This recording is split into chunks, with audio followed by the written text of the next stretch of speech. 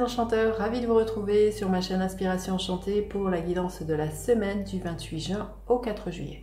Alors comme d'habitude, n'hésitez pas à partager, liker, vous abonner à ma chaîne.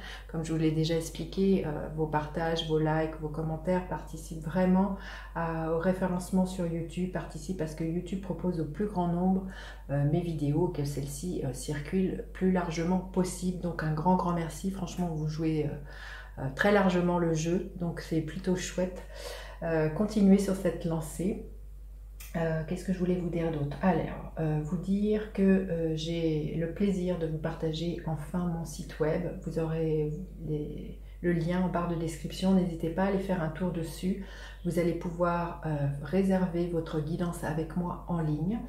Et puis une autre info, les guidances panoramiques, c'est-à-dire les projections de juillet à décembre 2021, je vais vous mettre le lien ici, sont sorties il y a quelques jours, donc je vous invite fortement à les regarder, à revenir dans le courant de ces prochains 6 mois, voir comment ces guidances résonnent pour vous, et à savoir que vendredi 2 juillet, je sortirai les guidances signe par signe pour le mois de juillet, et puis la semaine d'après, les guidances sentimentales.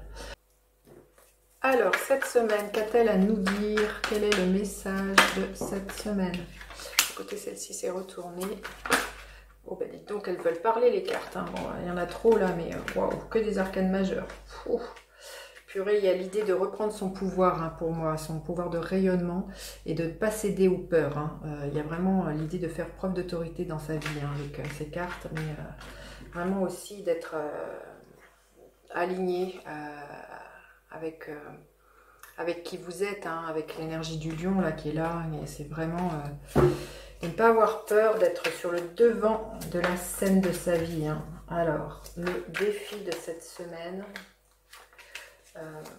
la ressource à mobiliser et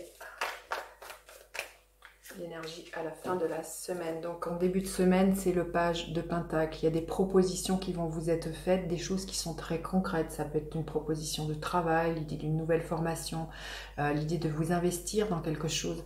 On va vous demander quelles sont les choses qui ont de la valeur pour vous. Vous allez peut-être vous poser cette question ou dans quelles choses ont de l'intérêt pour vous. Hein.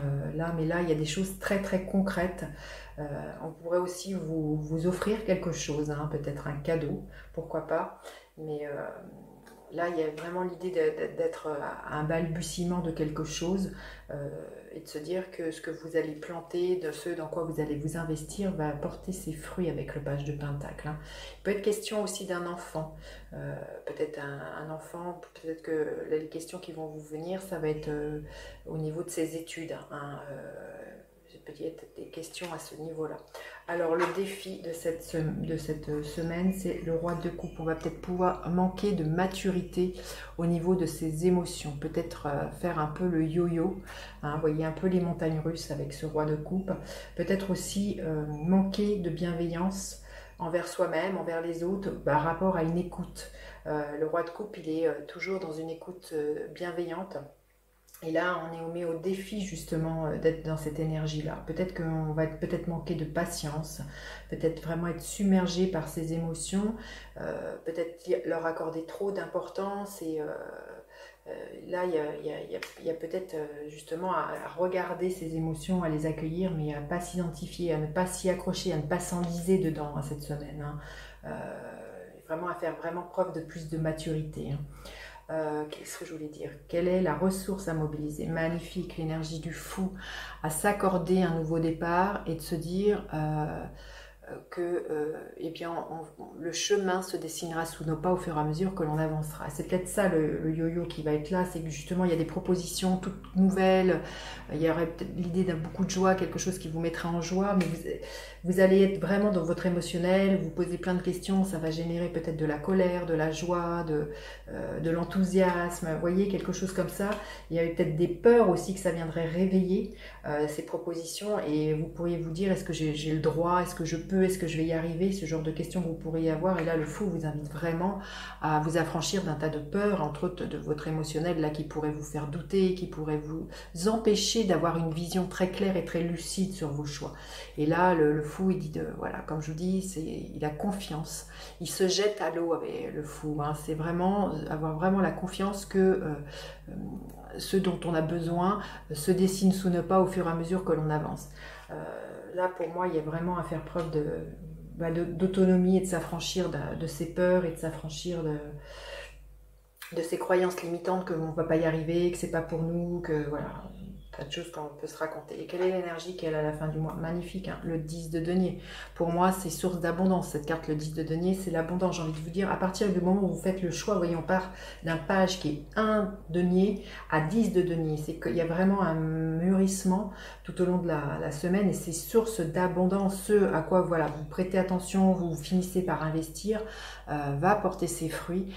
Il peut être question pour certaines personnes d'un héritage, quelque chose comme ça. Alors cet héritage, il peut être très concret, financier, mais il y a peut-être aussi l'héritage d'un tas de connaissances où vous vous rendez compte que voilà, vous avez les diplômes qu'il faut, vous avez les compétences qu'il faut, je ne sais pas, vous verrez comment ça peut vous parler.